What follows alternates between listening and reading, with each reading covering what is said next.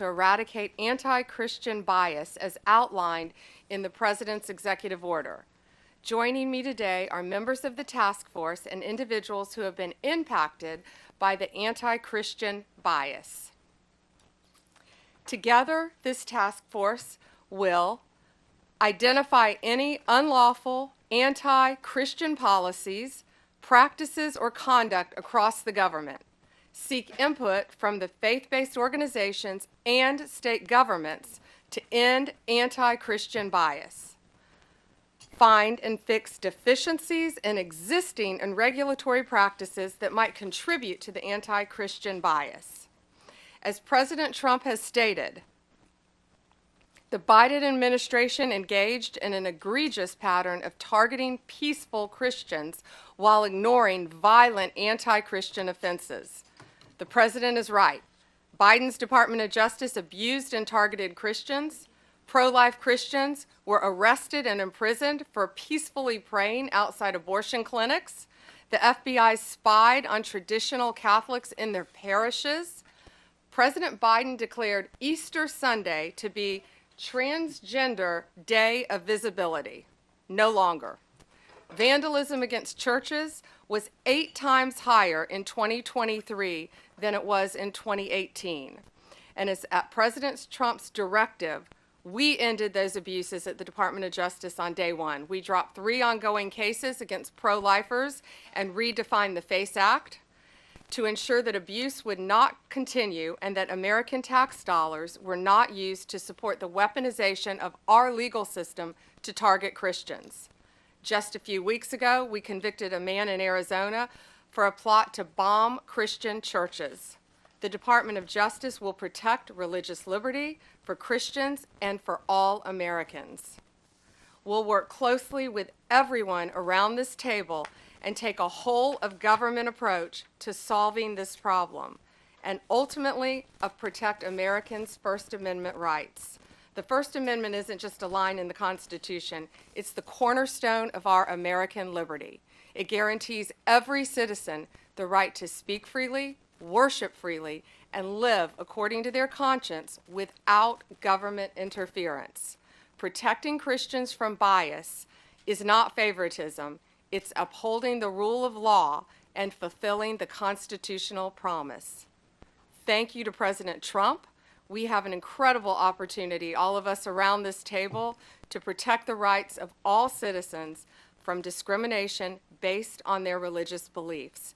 And thank you all for being here based on this executive order, and I look forward to doing great work together. Now, Deputy Attorney General Todd Blanche has a few words. Good afternoon, everybody. First, thanks everybody for coming and for members of the task force for being here today and for your commitment to this important effort.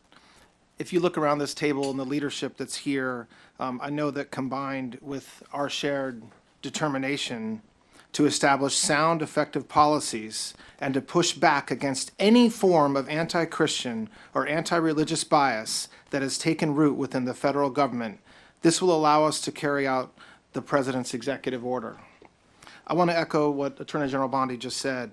Supporting the free expression of faith is not just a constitutional principle. It is something that all forms of civil government should be encouraging. At its core, the executive order we're here to talk about today affirms a fundamental truth. Every individual has the freedom to choose their religious faith. And once made, that choice should never be subject to discrimination or bias from our government. Now, unfortunately, over the past several years, we've seen troubling signs to the contrary.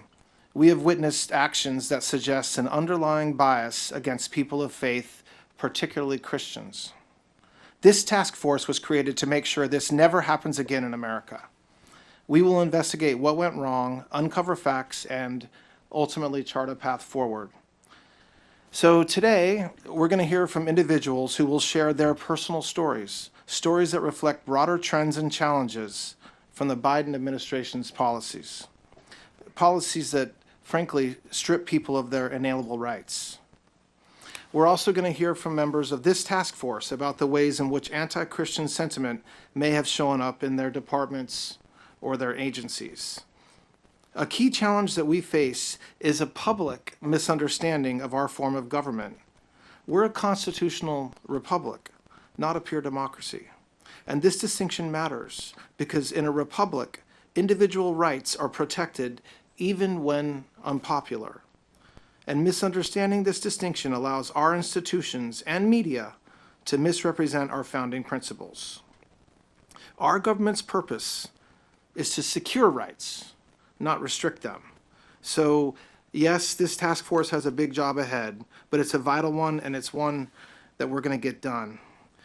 Finally, I want to thank the members of the media who are with us today. We appreciate your attention and your presence for this opening portion of the meeting. At this time, we'll be moving into our internal discussions, and so if you would please make your way out, we'll then continue with the rest of our work in a closed session. Thank you very much. Can we ask one question on topic? And it was the examples that each department's looking for. Any new examples of the anti-Christian bias that you found in State Department or anywhere else?